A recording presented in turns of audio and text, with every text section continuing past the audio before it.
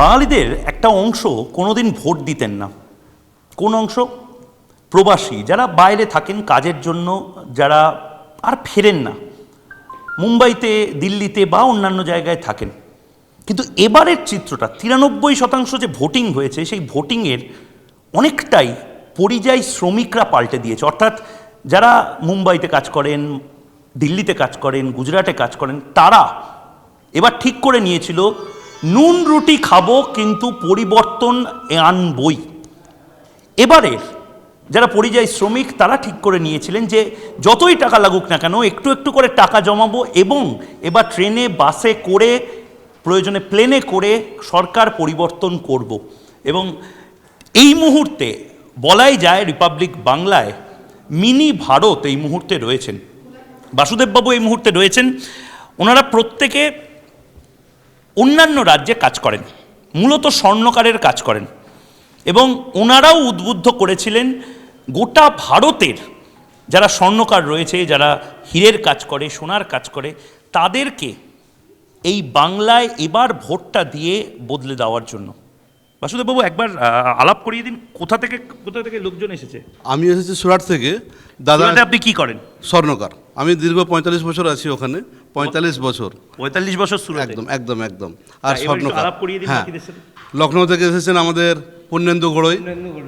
পূর্ণেন্দু দা, আপনার এমনিতে জেলায় বাড়ি কোথায়? আমার হুগলি জেলার খানাকুল থানা। আর কাজের জন্য চলে গেছিলেন লখনৌ। লখনৌতেও স্বর্ণকারের কাজ? বিলকুল। আচ্ছা। এরপর আমাদের বোম্বে থেকে এসেছে সঞ্জয় দা। সঞ্জয় দা বোম্বেতে কোথায়? জোহরি বাজার? ভাই জহুরি বাজারে। আর আমার জোহরি বাজারে যে সোনার কাজ হয় সেগুলো সব বাঙালিরা করে? সব বাঙালিরা করে। আর এরকম কত বাঙালি মুম্বাইতে আছে? ভাই 7 কোটি বাঙালি আছে। 7 কোটি? আচ্ছা। আর আপনারা মূলত এই জোহরি বাজার থেকে শুরু করে সব জায়গাতে বাঙালিরা কাজ করে? সব জায়গায়। বেশ। 7 লক্ষ। 7 লক্ষ। আহমেদাবাদ থেকে দাদা এসেছেন, ওনার সঙ্গে একটু কথা বলুন। আপনি আহমেদাবাদে কি মানে সোনার কাজ? আহমেদাবাদের পাশে পাটান সিটি আছে, যে গুজরাটের 130 বছর রাজধানী ছিল, সেই পাটান সিটি, যে মোদিজিও থাকতো ওইখানে। তো সেই পাটান সিটি থেকে আসছি আমরা, যে বাঙালি কত বাঙালি আছে ওখানে? ওইখানে প্রায় 600-700 বাঙালি আছে। সব ট্রেনে করে এবার এসছে? আর উত্তর গুজরাট, টোটাল উত্তর গুজরাটে মিলে 4,000-5,000 বাঙালি আছে। তো ওইখানে আমরা তারা সব ট্রেন এবার এসছে? ট্রেনে সবাই আসে না, কিন্তু মোটামুটি কত? 80% তো সবাই চলে আসছে, ভোট দিয়েছে। ভোট দিয়েছে।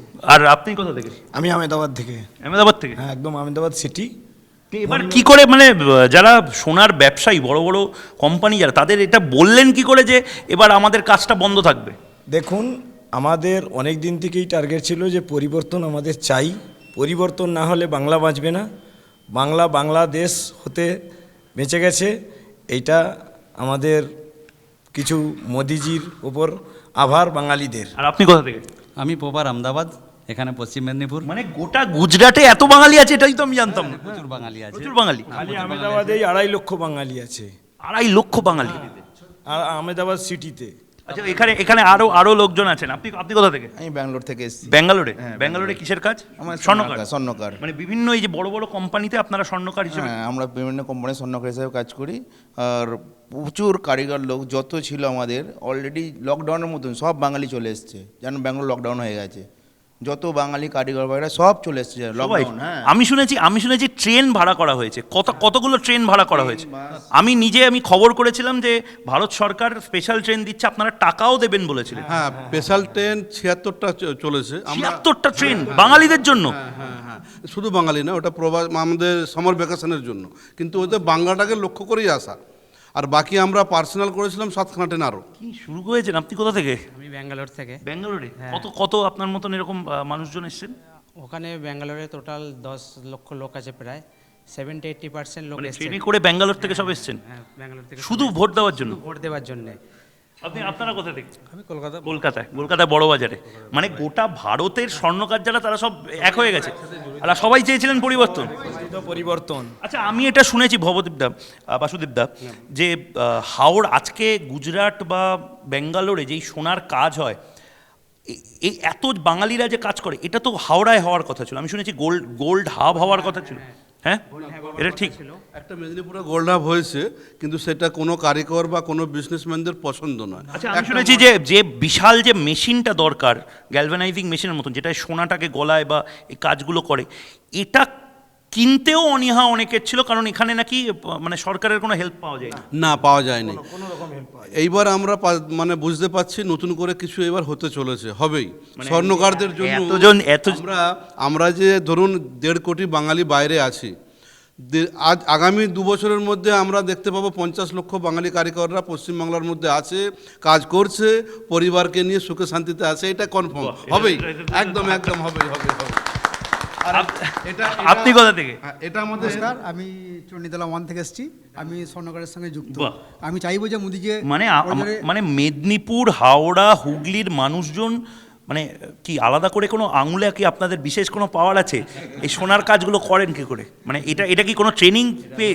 এত ট্রেনিং বটেই। আর সোনার বাংলা, সোনার বাংলা, ওই জন্য বাঙালি সব সোনার কাজ, আজ সোনার কাজ পশ্চিমবাংলা থেকে বাইরে গিয়েছিল বলেই আজ বাংলা বেঁচে আছে। যত বড় বড় পুজো বা এইসব বড় বড় প্রোগ্রাম, দুর্গাপুজো, সব সোনার কাজ, সোনার পয়সা থেকেই সব হচ্ছে।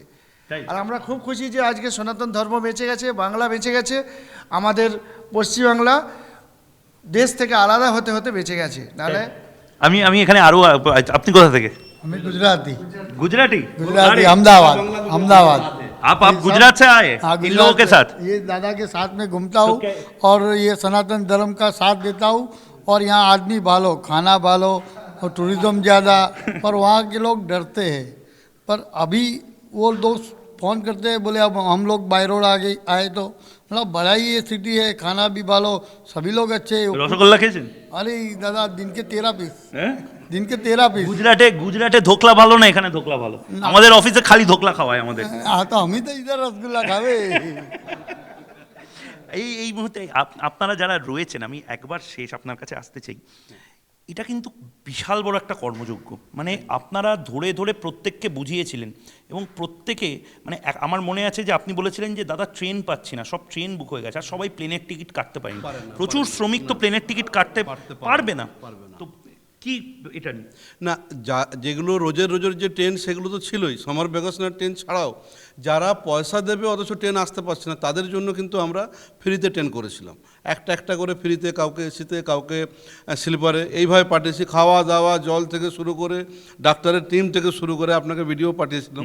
তো খুব আবার ওইসব লোকেরা, এরা শুধুমাত্র কলকাতা ভ্রমণ নয়, ভোটের জন্য, ইলেকশনের জন্য পরিবার ফ্যামিলির সাথে এসেছে। আসার পর এই নয়, ওরা গিয়ে দেশে এসে পরিবার ফ্যামিলির সাথে ভোট দিয়ে দেখিয়েছে যে আমরা ভোট দিয়েছি। এবং কত মানুষ মোটামুটি এসছে? আমরা আমাদের হিসাবে কমসে কম 1.5 লক্ষ টোটাল ভারত থেকে। এইভাবে আমরা আমাদের প্রচেষ্টায় 1.5 লক্ষ, সেইটা 8 থেকে 10 লক্ষ ভোট হয়েছে এখানে বাংলায়। আর সেই যে বাংলার ভোটটা, তবেই আমরা 93-94% দেখতে পেয়েছি। আমি দর্শককে শুধু একটা কথা বলতে চাই, এই যে মমতা বন্দ্যোপাধ্যায় যে সরকারে ছিলেন, 4 থেকে 5% বেশি মানুষ তাকে ভোট দিয়েছিলেন। এবং এই 4 থেকে 5% মানে কত জানেন? 40 থেকে 50 লাখ বেশি মানুষ ভোট দিয়েছিলেন। এবার 90 লাখ মানুষই বাদ চলে গেছিল এই SIR এর জন্য, ভুয়ো। আর দাদাদের 8 থেকে 10 লাখ লোকের ভোট যদি চলে আসে, টোটালটা আপনারা বলছেন মমতা বন্দ্যোপাধ্যায়ের বিরুদ্ধে আপনারা সবাই ভোট দিয়েছে, প্রকাশ্যে বলছেন। না, অবশ্যই আমাদের পরিবর্তন দরকার, পরিবর্তন চাই, পরিবর্তন দরকার। আর এই কদিনের মধ্যেই আমরা যে আকাশে বাতাসে অনেক শান্তি পাচ্ছি, প্রতিটা মানুষের মনে লাগছে। গ্রামে কি বলছেন? খুব ভালো, খুব শান্তি, প্রতিটা জায়গায়, প্রতিটা গলিতে। আপনার কোন গ্রাম ছিল? আমাদের পাঠান সিটি যে হেরিটেজ। না, এখানে কোথায়? এখানে খানাকুল থানা। খানাকুল থানা। সেখানে জয় শ্রীরাম বলে, আপনার তো গলায় কণ্ঠী মালা। জয় শ্রীরাম বলতে আমাদেরকে ভয় লাগতো। কোনো একটা প্রোগ্রামে জয় শ্রীরাম বললেই টিএমসি লোকেরা তো মারাপিট চালু করে দিত। আজকে আমরা খুললা জয় শ্রীরাম বলতে পারছি, কেউ কিছু বলার নেই। কোন কিছু বলবে না, আজকে জয় শ্রীরাম বলতে বেশ। সুতরাং 50 বছর এখন আমাদের বিজেপি এখানে দরকার সরকার, আর বাংলার পরিবর্তন হয়ে যাবে এবার। বেশ। নানা ধরনের কন্টেন্ট দেখার জন্য লাইক করুন, শেয়ার করুন আমাদের ফেসবুক পেজ, সাবস্ক্রাইব করুন আমাদের ইউটিউব চ্যানেল। পাশাপাশি অন্যান্য ব্রেকিং নিউজের জন্য অবশ্যই চোখ রাখুন রিপাবলিক বাংলায়।